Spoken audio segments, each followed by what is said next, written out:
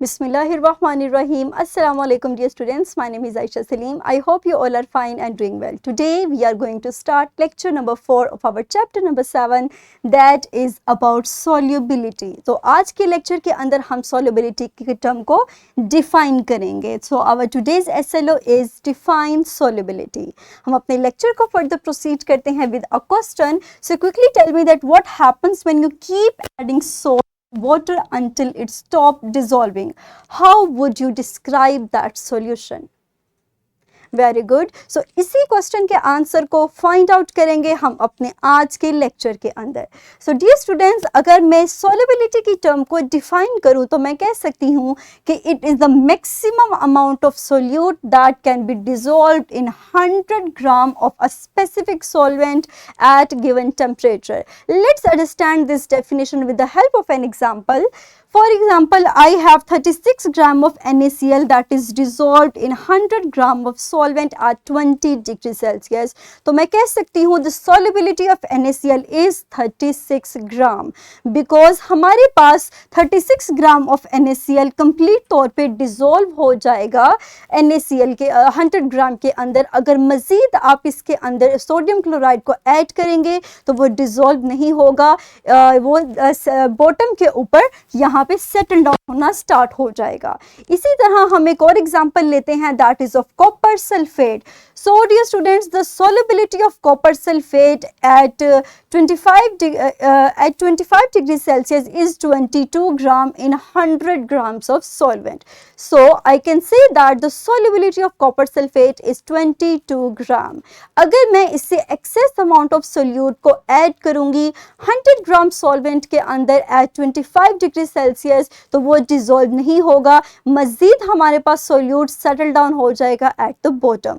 सो अगर मैं इसके अंदर ऐड करूं 40 gram of copper sulphate then what happens, हमारे पास रिमेनिंग 18 ग्राम्स जो है वो अनडिसॉल्व हो जाएगा और वो बॉटम के ऊपर सेटल डाउन हो जाएगा. और इसलिए हम कहते हैं कि हमारे पास कॉपर सल्फेट की सोल्युबिलिटी 22 ग्राम है. सो अगर आप 40 में से 22 को एक्सक्लूड करेंगे तो हमारे पास रिमेनिंग अमाउंट बचेगी 18 ग्राम.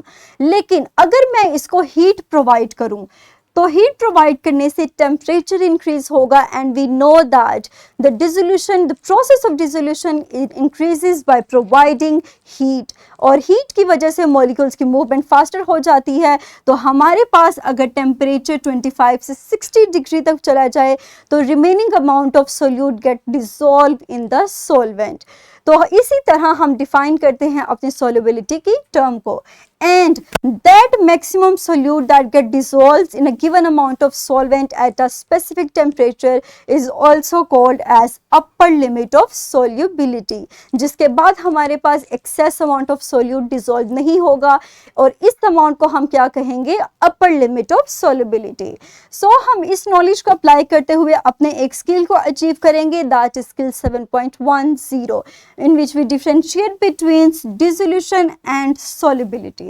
So you can easily open this skill sheet by scanning the code, or you can easily open this by clicking on the link that is provided in the description. So here is the procedure.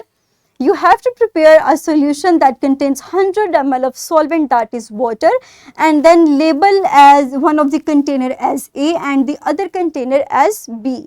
And then add 1 scoop of water in container A and multiple scoops in container number B. अब हमारे पास दो operators आ गए, operators A and operators B. Operators A contains 1 scoop of sugar whereas operators B contains multiple scoop of sugar. तो हमारे पास question अब ये है कि which beaker shows dissolution and which beaker shows solubility. So quickly answer me कि आपके according हमारे पास कौन सा beaker dissolution show करेगा and कौन सा बीकर हमारे पास सॉल्युबिलिटी को डिस्क्राइब करेगा. Very good. तो हमारे पास वो बीकर जिसके अंदर हमने सिर्फ एक स्कूप डाला जो कि सिर्फ जिसमें सेटल डाउन नहीं हुआ, that is container A describes the term dissolution. And whereas हमारे पास कंटेनर बी जिसमें मैक्सिमम सॉल्युबिलिटी के बाद सब्सटेंसेस नीचे सेटल डाउन हो जाएंगे at the bottom describes the solubility. अब आप अपने इन्हीं दोनों ऑपरेटर्स के बिहाफ पर अपनी क्वेश्चन नंबर 3 और क्वेश्चन नंबर 4 को आंसर करेंगे। आप डिफरेंशिएट करेंगे between the two terms. First one is the dissolution whereas second one is the solubility. मुझे उम्मीद है कि आप इन दोनों क्वेश्चंस के आंसर्स को इजीली दे देंगे। नेक्स्ट हम मूव करते हैं अपने स्किल 7.11 की तरफ, in which we have to apply the understanding of dissolution and solubility to real life situation. Again dear students, you can easily open this skill sheet by scanning the code or by clicking the link that is provided in the description. So हम चलते हैं अपनी skill sheet की तरफ। इस skill के अंदर कुछ questions दिए गए हैं जिनके answers को आपने लिखना है। That is your homework। आप इस skill sheet को open कीजिए, इनके questions को पढ़िए और easily इनके questions को answer कीजिएगा। नेक्स्ट हम अपने लेक्चर को समराइज करते हैं। आज के लेक्चर के अंदर हमने सीखा द टर्म सॉल्युबिलिटी। तो solubility is maximum amount of solute that is dissolved in 100 gram of solvent at a specific temperature. And what is the effect of temperature? When we provide heat to the temperature, हम जानते हैं कि temperature provide करने की वजह से हमारे पास molecules की मूवमेंट फास्टर हो जाती है। So the process of solubility also increases by increasing the temperature. अगर हम इसकी एग्जांपल लें तो हमने देखा कि हमारे पास 22 ग्राम सोल्युबिलिटी है कॉपर सल्फेट की इन 100 gram of water at a given temperature of 25 degrees Celsius.